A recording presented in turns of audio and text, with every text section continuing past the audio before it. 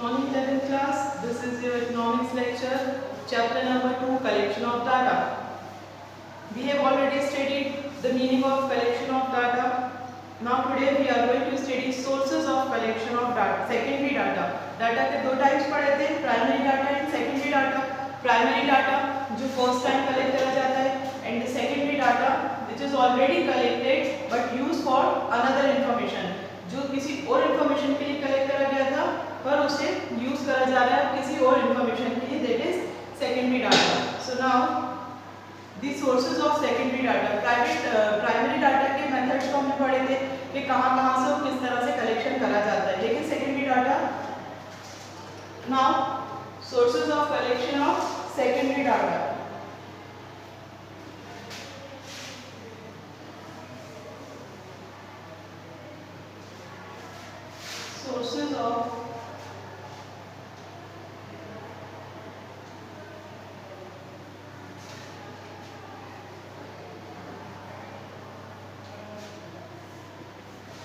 Sources of secondary data.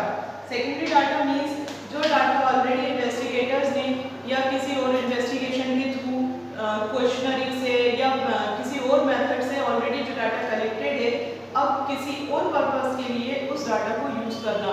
तो जब secondary data collect करा जाता है तो किस जगह से कलेक्शन करा जाता है. तो फर्स्ट है सोर्सेज ऑफ पब्लिश डाटा. वो डाटा जो ऑलरेडी पब्लिक में पब्लिश हो चुका है, अब उसी इंफॉर्मेशन को यूज करके गवर्नमेंट किसी और काम के लिए उस डाटा का यूज करती है. First governmental publication. पहला कहाँ से लिया जाता है, जो गवर्नमेंट ने कोई चीज़ पब्लिश करी थी उस डाटा को, उस सोर्सेज को, इंफॉर्मेशन को कलेक्ट करके अपने दूसरे पर्पस के लिए यूज करा जाता है. Various ministries and departments of the union and state government publish regularly statistics. बहुत सी वेरियस मिनिस्ट्रीज और डिपार्टमेंट है जो रेगुलर बेसिस पे बहुत सारे सब्जेक्ट पे स्टैटिस्टिक्स को पब्लिश करती है गवर्नमेंट के लिए.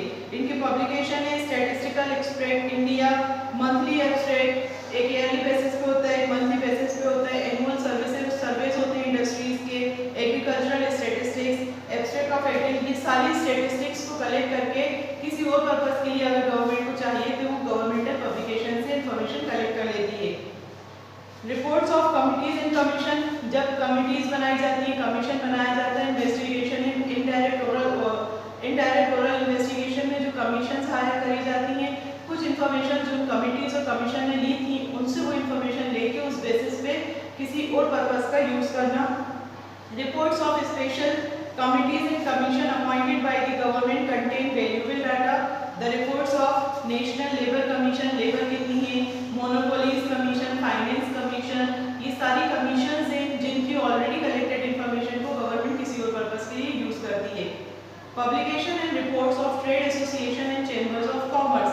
ट्रेड एसोसिएशन और कॉमर्स के जो चेंबर्स हैं वो जो पब्लिकेशन करते हैं ट्रेड और कॉमर्स से रिलेटेड, तो Indian cotton mill federation, cotton mills का क्या है, शुगर मिल्स है, पेपर मिल्स है, इंडिया में जितनी भी मिल्स हैं या जितनी भी इंडस्ट्रीज हैं उनके बारे में जो ऑलरेडी कलेक्टेड इन्फॉर्मेशन होती है ट्रेड एसोसिएशन और चेंबर ऑफ कॉमर्स में, वो इन्फॉर्मेशन को लेके गवर्नमेंट जो है आगे के जो अपनी कोई पॉलिसीज बनाना है या कुछ और वर्क पर्पस से वो इन्फॉर्मेशन को कलेक्ट करके अपना सेकेंडरी डाटा ले सकती है. Journals and paper. अब जैसे न्यूज़पेपर्स हैं, न्यूज़पेपर जर्नल्स हैं, रोज की न्यूज़ आती है तो उसके जर्नलिस्ट जो है अलग अलग एरिया में जाके न्यूज़ लेते हैं, तो वो न्यूज़पेपर में या जर्नल्स में प्रिंट होती है. अब उस प्रिंटेड न्यूज़ का यूज़ करके किसी और पर्पस के लिए वो अवेलेबल हो सकती है. Research work done by scholars in universities and institution. जो भी यूनिवर्सिटीज और इंस्टीट्यूशन है अगर उन्होंने कोई किसी चीज़ पे रिसर्च करी है, सपोज यूनिवर्सिटीज इंस्टीट्यूशन है, कोई डॉक्टर्स हैं जो इंटर्नशिप कर रहे हैं, उन्होंने किसी बीमारी पे रिसर्च करी है, अब जो प्रोफेशनल्स हैं ऑलरेडी डॉक्टर हो चुके हैं उनकी वो रिसर्च को लेके उसके ऊपर मेडिसिन बना लेते हैं, तो ऑलरेडी कलेक्टेड डाटा था, अब उसको दूसरे पर्पस के लिए यूज़ करा जा रहा है. तो जो इंस्टीट्यूशन में उन्होंने रिसर्च करके रखी है उस रिसर्च को भी यूज़ करा जाता है. Publication of international bodies, UNO, ILO, ये सारी इंटरनेशनल बॉडीज हैं जो इंटरनेशनल स्टैटिस्टिक्स को कलेक्ट करती हैं और ये सारी स्टैटिस्टिक्स यूज करके कलेक्ट करके सेकेंडरी डाटा कलेक्ट करके कोई भी पर्पस के लिए यूज हो सकता है. Now sources of unpublished secondary data. जो डाटा कलेक्ट तो करा गया था बट पब्लिश नहीं सेकेंडरी डाटा पब्लिश सोर्सेज से भी लिया जाता है। बहुत से रिसर्च स्कॉलर्स हैं जो स्टैटिस्टिक्स को कलेक्ट करते हैं, इंफॉर्मेशन कलेक्ट करते हैं अलग अलग पर्पस के लिए, वो अपने काम के लिए करते हैं बट उसे पब्लिश नहीं करते। तो गवर्नमेंट वो अनपब्लिश डाटा को भी सेकेंडरी डाटा के उसमें यूज कर सकती है। So these are the sources of secondary data. Now the precaution in the use of secondary data.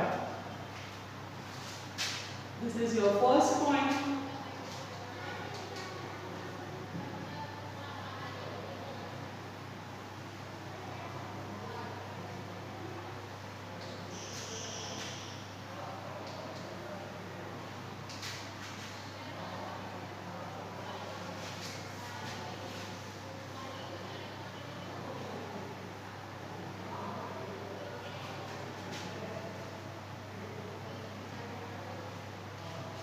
Precautions in the use of secondary data. Secondary data, अभी secondary data collect कहाँ से करा गया है?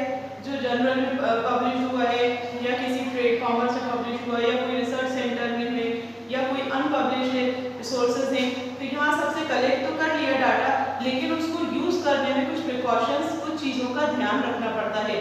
यूज करने में किस चीज़ों का? First, are the data reliable?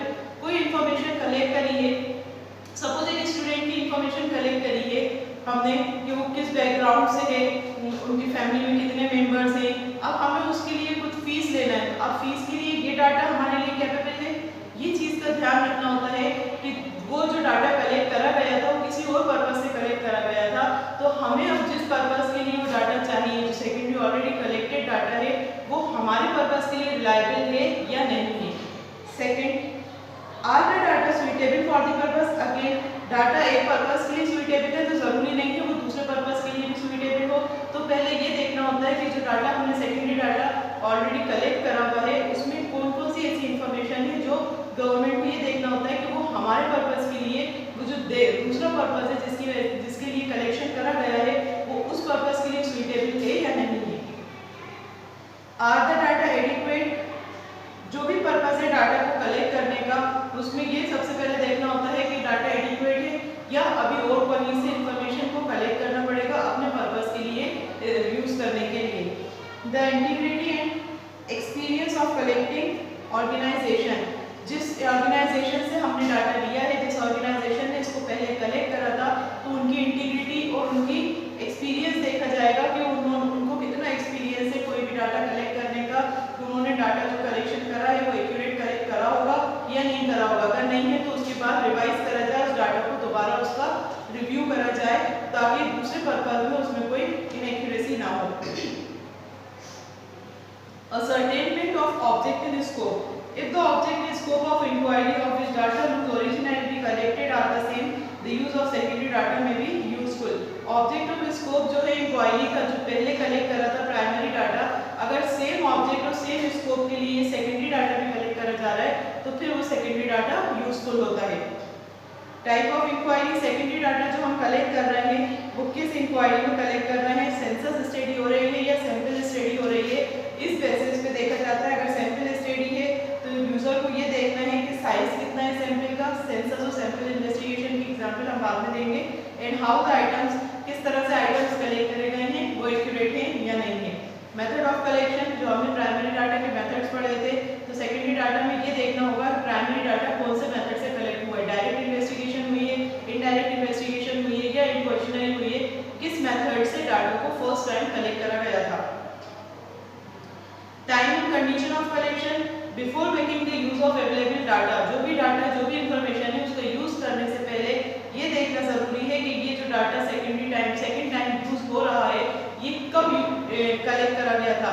Suppose किसी ने कलेक्ट करा डाटा पर्टिकुलर फैमिलीज का, किसी के यहाँ कोई पढ़ रहा है, अब वो डाटा 4 साल बाद यूज कर रहा है, तो जो पढ़ रहा था वो जॉब से वो लग गया होगा, तो अनएम्प्लॉयमेंट के लिए अगर हम पर्पस के लिए यूज कर रहे हैं तो वो डाटा जो है वो सुइटेबल नहीं होगा। तो इसके लिए टाइम देखना बहुत जरूरी है कि जब हमारा प्राइमरी डाटा जो हम सेकेंड टाइम यूज कर रहे हैं वो प्राइमरी डाटा कब कलेक्ट हुआ था, उसका क्या टाइम है। अगर बहुत ज़्यादा टाइम हो गया हो तो डाटा जो है वो एक्यूरेट नहीं होगा।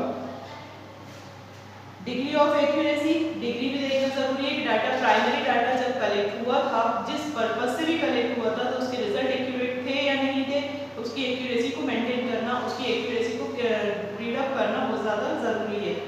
कंपैरिजन, डाटा को अपने रिलेटेड डाटा से कंपेयर करना कि जो डाटा हमने कलेक्ट करा है या जो डाटा प्राइमरी पहले से कलेक्टेड है उनमें क्या कंपैरिजन करना कि क्या चेंजेस हैं, और अगर कोई चेंजेस ज़्यादा है तो उनके बारे में स्टडी करना, डीपली उसको रिव्यू करना, ताकि जो भी इंफॉर्मेशन है हमारे जो रिजल्ट्स हैं वो एक्यूरेट आ सकें। तो these are the precautions which are need for the use of secondary data. जब डाटा को सेकेंड टाइम यूज करा जाता है तो इन प्रिकॉशंस को बहुत ज़्यादा ध्यान में रखा जाता है। अगर ये चीज़ें ध्यान में नहीं रखेंगे और हम आगे डाटा को यूज करते जाएंगे तो उस पर जो भी रिजल्ट निकलेगा वो इनएक्यूरेट निकलेगा, उस पर कोई एक्यूरेसी नहीं होगी।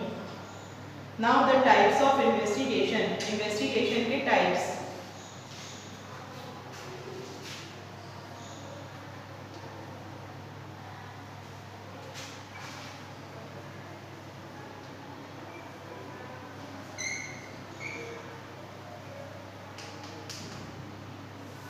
अब ये जो इन्वेस्टिगेशन करी जा रही है सेकेंडरी डाटा में, प्राइमरी डाटा के अलग थे, सेकेंडरी डाटा में जो इन्वेस्टिगेशन करी जा रही है अब वो इन्वेस्टिगेशन के दो टाइप होते हैं, एक होता है सेंसस इन्वेस्टिगेशन और एक होता है sample investigation.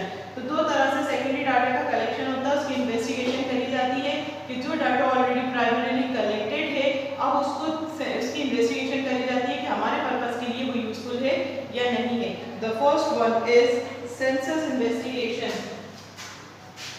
Types of investigation का फर्स्ट है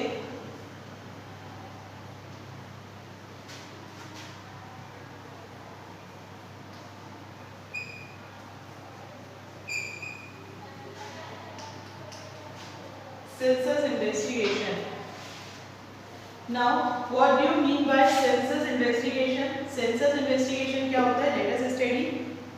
Census investigation refers to that investigation in which the information is collected about every unit of universe pertaining to the problem under investigation. इसमें investigation में universe के एक-एक हिस्से को, एक-एक particular point को स्टडी करा जाता है।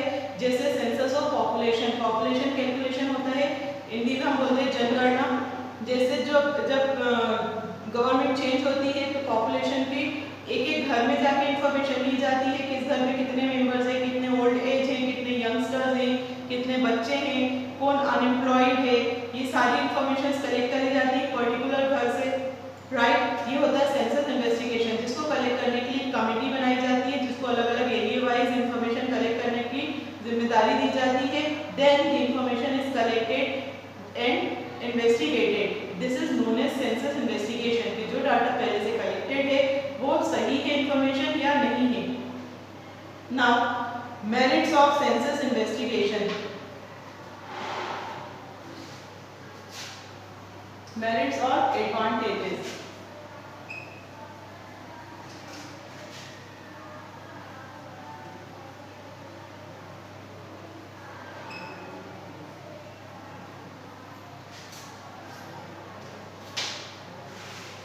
Accuracy and reliability. Data collected through census investigation is accurate. Data जो census investigation से कलेक्ट करा जा रहा है, census investigation से पर्टिकुलर हाउसहोल्ड में या पर्टिकुलर जगह पे इंडिविजुअली जा जाके वहाँ से इंफॉर्मेशन कलेक्ट करी जा रही है तो वो एक्यूरेट ही होगा obviously. Intensive study, census investigation में इंटेंसिव स्टडी की जाती है from each and every item, her item से एक अलग अलग इन्वेस्टिगेशन की जाती है। फेसेस ऑफ प्रॉब्लम जो है, जो जितनी प्रॉब्लम है, जिस वजह से प्रॉब्लम अराइज हो रही है वो प्रॉब्लम जो है लाइट में आ जाती है। फॉर एग्जांपल पॉपुलेशन सेंसस जब करा जाता है तो मैग्नीट्यूड, सिर्फ पॉपुलेशन का मैग्नीट्यूड पता नहीं चलता, बट इंफॉर्मेशन भी अवेलेबल होती है दूसरे पॉइंट में, जैसे एज, मैरिटल स्टेटस, कितने लोग मैरिड हैं, कितने एजुकेशन है और कितने सोर्सेज है इनकम का, किसकी कितनी इनकम है। जब पॉपुलेशन का होता है तो उसमें सिर्फ पॉपुलेशन ही पता नहीं चलती, ये सारी इंफॉर्मेशन भी कैलकुलेट हो जाती है। एप्रोप्रिएट मेथड, ये एप्रोप्रिएट मेथड है जहाँ यूनिट्स, जहाँ अलग अलग यूनिवर्स के अलग अलग यूनिट्स की डीपली स्टडी की जरूरत हो। इनडायरेक्ट स्टडी पॉसिबल, इस मेथड में इन्वेस्टिगेटर जो है कुछ प्रॉब्लम्स को इनडायरेक्टली भी स्टडी कर सकता है, सच एज ऑनेस्टी, अनएम्प्लॉयमेंट। जैसे आप किसी ने इंफॉर्मेशन कलेक्ट कर ली पॉपुलेशन की, पॉपुलेशन में पर्टिकुलरली किसके यहाँ कितनी इनकम है, सोर्सेज इनकम है, तो कौन अभी पढ़ा लिखा है, जैसे जॉब नहीं लगी, इससे अनएम्प्लॉयमेंट की पॉपुलेशन सॉल्व हो रही है। और किसका सोर्सेज ऑफ इनकम कितना है, उससे पॉवर्टी का पता चल रहा है। तो ये एक सेंसस इन्वेस्टिगेशन से दूसरे सोर्सेज या दूसरी प्रॉब्लम्स को भी सॉर्ट आउट करा जा सकता है indirectly. Necessary in special cases, census investigation जो है कुछ स्पेशल केसेस में भी बहुत इंपॉर्टेंट है। Unit to compulsory included in investigation, unit जैसे सेंसस ऑफ पॉपुलेशन जो निकाला जाता है उसमें बहुत सी चीज़ें ऐसी हैं जिनकी स्टडी होना बहुत ज़रूरी है और वो जो है सेंसस इन्वेस्टिगेशन के थ्रू ही स्टडी करी जा सकती है। So these are the merits of census investigation. Now the demerits और disadvantages.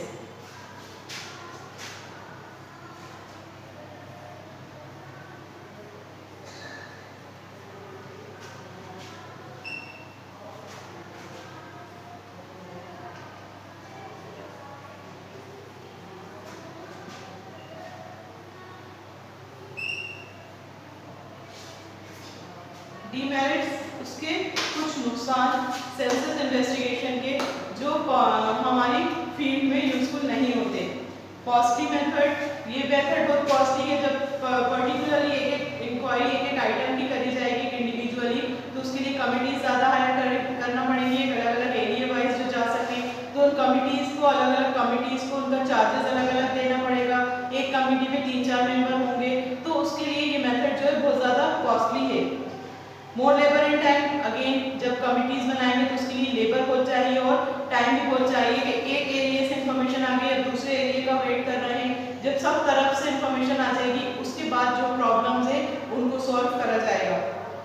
Not possible in some circumstances, consensus inquiry जो है कभी कभी पॉसिबल नहीं है। जैसे पूरे यूनिवर्स में चाहिए, पूरे वर्ल्ड में अगर चाहिए तो एक एक जगह की इंफॉर्मेशन कैलकुलेट करना पॉसिबल नहीं है। It is difficult to contact हर आइटम पे हर प्रॉब्लम पे कॉन्टेक्ट करना फिर उसकी प्रॉब्लम को सॉल्व करना, इससे इंक्वायरी पॉसिबल नहीं है अलग अलग इंडिविजुअल में। इनकन्वीनियंट, ये मेथड जो इनकन्वीनियंट है। सेपरेट डिपार्टमेंट, एक इसके लिए डिपार्टमेंट ही अलग बनाया जाता है जिनमें कमिटीज हायर करी जाए वो कंट्रोल करने के लिए और मैनेज करने के लिए। तो ये हर केस में पॉसिबल नहीं है, सिर्फ एक पॉपुलेशन के केस में पॉसिबल है। वो पॉपुलेशन का भी हर कंट्री अपनी अपनी अलग अलग करती है, फिर उस पॉपुलेशन की कैलकुलेशन के बेसिस पे रिजल्ट्स निकाले जाते हैं। Difficult to locate statistical error, अगर कहीं पर किसी ने कैलकुलेशन में कुछ स्टैटिस्टिकल एरर आ गए तो अब हर एक आइटम के लिए फिर से स्टडी करना कि एरर्स कहाँ से आए, ये बहुत ज़्यादा डिफिकल्ट हो जाता है कि स्टैटिस्टिकल एरर्स को कैलकुलेट करना। Clear, these are the problem of census investigation. Now meaning of sampling method, ये था सेंसस मेथड। अब है हमारा सैम्पलिंग मेथड।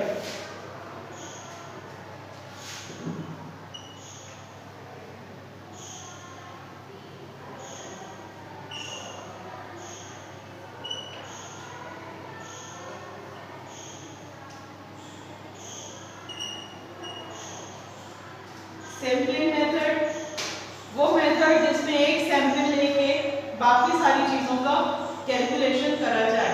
फॉर एग्जाम्पल जैसे एक सोसाइटी है, 5000 हाउसेज हैं सोसाइटी में। अब उस सोसाइटी में कोई प्रॉब्लम है या पॉवर्टी लाइन में कम है तो 500 हाउसेज की एग्जाम्पल ले ली गई, 500 हाउसेज का सैंपल ले लिया गया कि यहाँ इनकम का सोर्स कितना है तो यहाँ पर क्या हो सकता है। तो 500 एग्जाम्पल्स को लेके उनकी इंफॉर्मेशन कलेक्ट करके पूरे 5000 हाउसेज के लिए डिसीजंस लेना या उनके लिए कोई पॉलिसीज बनाना, that is known as sampling method, जिसमें कुछ पार्ट का सैंपल लिया जाता है, उस सैंपल को देख के बाकी सारी चीज़ों का डिसीजन लिया जाता है। फॉर एग्जाम्पल अगेन हमारी डेली यूज में अगर एग्जाम्पल लें तो होलसेल मार्केट है। होलसेल मार्केट में हर चीज़ का एक छोटा छोटा सैंपल रखा होता है, उनका मेन आइटम जो होता है वो गोडाउन में होता है। हम सिर्फ एक सैंपल देखते हैं, कोई हमें क्लॉथ लेना है या कोई भी रिटेलर्स है उन्हें कोई क्लॉथ लेना है या पेंट लेना है तो हम सिर्फ सैंपल या कलर देख के उसको ऑर्डर देते हैं, वो बाकी जितनी क्वांटिटी में चाहिए वो हमारी जगह पे पहुंच जाता है। इसी तरह गवर्नमेंट क्या करती है सैंपलिंग मेथड में कि किसी भी चीज़ का सैंपल लेती है। सपोज अनएम्प्लॉयमेंट की प्रॉब्लम को हाईलाइट करना है तो अनएम्प्लॉयमेंट की प्रॉब्लम में क्या होगा कि सैंपल लिया जाएगा कि किस एरिया में कितने लोग अनएम्प्लॉयड हैं। सपोज कोई फिजा में इतने लोग अनएम्प्लॉयड हैं, 50% लोग ज़्यादातर उसमें वहाँ पर जॉब से लगे हैं, राइट। पंचवटी पे 100% जॉब से लगे हैं, लेकिन 100% में एक पर्टिकुलर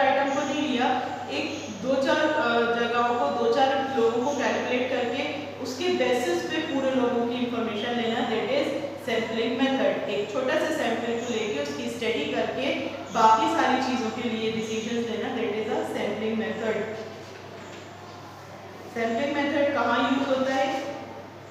सैम्पलिंग मेथड यूज होता है जहाँ इन्वेस्टिगेशन बहुत ज़्यादा लार्ज हो, जैसे यूनिवर्स में अभी हमने सेंसस मेथड में पॉपुलेशन कैलकुलेट करी पर्टिकुलर आइटम की, पर्टिकुलर अब ये पॉपुलेशन से पता चल गया कि इंडिया की पॉपुलेशन इतनी है, राइट। अब इंडिया की पॉपुलेशन में दिल्ली की इतनी है, बॉम्बे की इतनी है और भोपाल की इतनी है, अलग अलग कंट्रीज की पॉपुलेशन पता चली। अब अनएम्प्लॉयमेंट उसी चीज़ से पता चला, तो अब सैंपल लेके सिर्फ इंडिया में इतने लोग अनएम्प्लॉयड हैं, अमेरिका में इतने लोग अनएम्प्लॉयड हैं, गल्फ में इतने लोग अनएम्प्लॉयड हैं, तो ये क्या हो रहा है कि सैंपल लिया जा रहा है, पर्टिकुलरली एक की स्टडी नहीं कर रहे, ओवरऑल सबकी स्टडी करके उनके लिए डिसीजंस लिए जा रहे हैं। तो जहाँ पर लार्ज बेसिस पे स्टडी करना होती है वहाँ सैंपलिंग मेथड की इन्वेस्टिगेशन होती है। The manner of investigation is subject to a rapid change, जहाँ पर पूरी इन्वेस्टिगेशन जो है वो रैपिड चेंज के लिए आना है कि चेंज किस तरह से आएगा, तो बहुत जल्दी चेंजेस लाना है। जैसे अभी हमारा कोविड में हुआ कि अब एकदम से पब्लिक के लिए चेंज लाना है कि उनको लॉस ना हो, उनके लिए हार्मफुल ना हो, उनके लिए क्या डिसीजंस लेना है, तो हर एक के घर में जाकर इंफॉर्मेशन नहीं ली गई, ओवरऑल सबकी लेके एक सैम्पलिंग मेथड के थ्रू सबके लिए डिसीजंस लिए जाने लगे। Now the advantages of sampling method.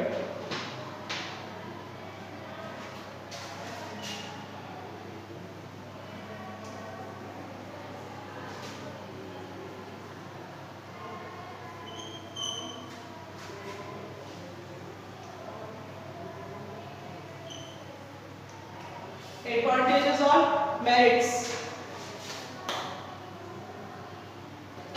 Advantages, the first advantage is less costly, ये कॉस्ट कम होती है क्योंकि इसमें अलग अलग कमिटीज हायर नहीं करना पड़ती, अलग डिपार्टमेंट नहीं बनाना पड़ता जो मैनेज या कंट्रोल कर सके, तो इसलिए ये कॉस्ट, इसकी कॉस्ट जो है कंपेरेटिव लेस देन दी सेंसस मेथड। सेंसस मेथड से इसकी कॉस्ट जो है वो कम है क्योंकि इसमें जितना कैपेबल है एक ही कमिटी कम लोगों की कम चीज़ की इंफॉर्मेशन लेती है और उसके बेसिस पे डिसीजन ओवरऑल का लिया जाता है। टाइम भी बहुत कम लगता है। It is essential in certain cases, इसकी इंक्वायरी कहीं कहीं जरूरी है, हाईली ट्रेंड पर्सनल, इसके लिए जब सैंपल के ऊपर स्टडी करी जाती है तो इसके लिए पर्सनल स्पेशलाइज्ड इक्विपमेंट यूज करना पड़ते हैं, जैसे लिमिटेड एबिलिटी, जो स्पेशलाइज्ड इक्विपमेंट जो है वो लिमिटेड है, वो अवेलेबल नहीं है। Obtain the data sampling investigation is essential in such greater accuracy, जहाँ पर higher quality personnel of higher quality can be employed and can be given intensive training. Sample may actually produce more accurate result. अगर किसी specialised इंसान को इसकी job दी जाए और इसको ट्रेन करा जाए तो सैंपल इन्वेस्टिगेशन के लिए जो रिजल्ट्स निकलेंगे, जो डाटा आएगा वो ज़्यादा एक्यूरेट होगा।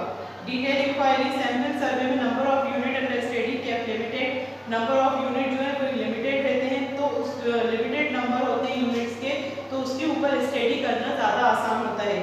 एडमिनिस्ट्रेटिव कन्वीनियंस, ऑर्गेनाइजेशन और एडमिनिस्ट्रेटिव सर्वे जो है वो बहुत इजी हो जाता है। It is only method in many cases, certain circumstances, कुछ सर्कमस्टेंसेस यूनिवर्स में ऐसा है जिसमें सिर्फ सिंपल मेथड से ही इंक्वायरी हो सकती है।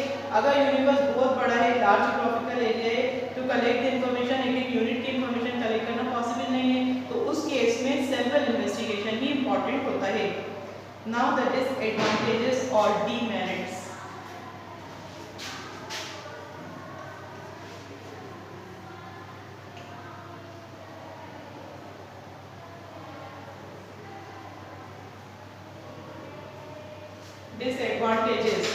डिसएडवांटेजेस ऑफ सैंपल मेथड के क्या थोड़े से नुकसान हैं।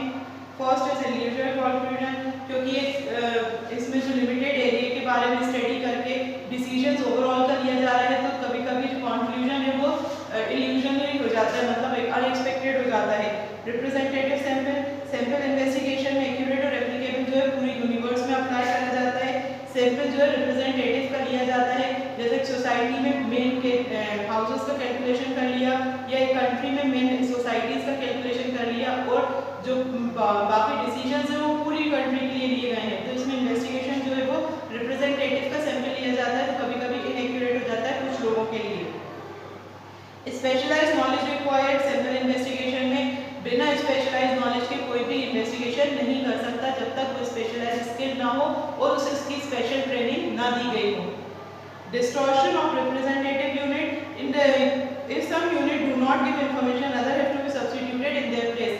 अगर कोई यूनिट जो कलेक्ट करा गया है, जो डाटा कलेक्ट करा गया है, अगर उससे हमें पूरी इंफॉर्मेशन नहीं मिल रही है तो हमें कहीं और से कोई और डाटा कलेक्ट करना होगा जिससे हमें पूरी इंफॉर्मेशन मिल सके। तो इससे रिप्रेजेंटेटिव जो है कैरेक्टर सैंपल का पता चलेगा। Impossibility to frame a sample. Sometimes universe may be small that it may be possible to draw representative of sample from it. कहीं जो एरिया है वो बहुत छोटा होता है, तो छोटे एरिया में सपोज 500 ही हाउसेस हैं टोटल कंट्री में, तो उन पूरे 500 में से कितने हाउस का सैंपल लिया जाएगा, तो वहाँ पर सेंसस इन्वेस्टिगेशन होती है जहाँ पर सैंपल यूनिवर्स बहुत छोटी होती है।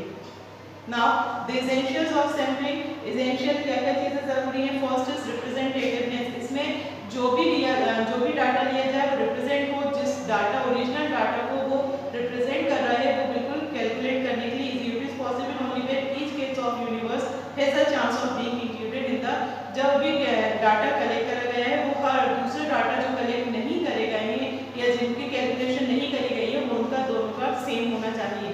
इंडिपेंडेंट सैंपलिंग में इंडिविजुअल आइटम जो सैंपल है वो इंडिपेंडेंट है, एक दूसरे की इंफॉर्मेशन जो है बिल्कुल अलग होती है। Homogeneity, there should not be easy basic difference in the nature of, कोई भी बेसिक डिफरेंस नहीं होना चाहिए यूनिवर्स में सैंपल के अंदर। Adequacy, number of unit in the sample, unit जो है सैंपल में वो एडिक्वेट होना चाहिए so as to make the result more accurate. Result ज़्यादा एक्यूरेट होने के लिए यूनिट जो है वो सैंपल के एडिक्वेट होना चाहिए। Similarly in regulating condition, regulating condition should be the same for every individual, जो भी इंडिविजुअल की कंडीशन दी गई है, जो सैंपल लिया गया है वो सिमिलर होना चाहिए comparison to other item which are not calculated. So this are the methods of secondary information. Secondary information के दो मेथड्स थे, census investigation and sampling investigation. Census में पूरा ओवरऑल हर आइटम की इन्वेस्टिगेशन करी जाती है और सैंपलिंग मेथड में एक आइटम की कुछ चीज़ों की इन्वेस्टिगेशन करके बाकी सारे आइटम्स के लिए भी डिसीजंस ओवरऑल लिए जाते हैं, that is sampling investigation. Okay, I hope you all have understood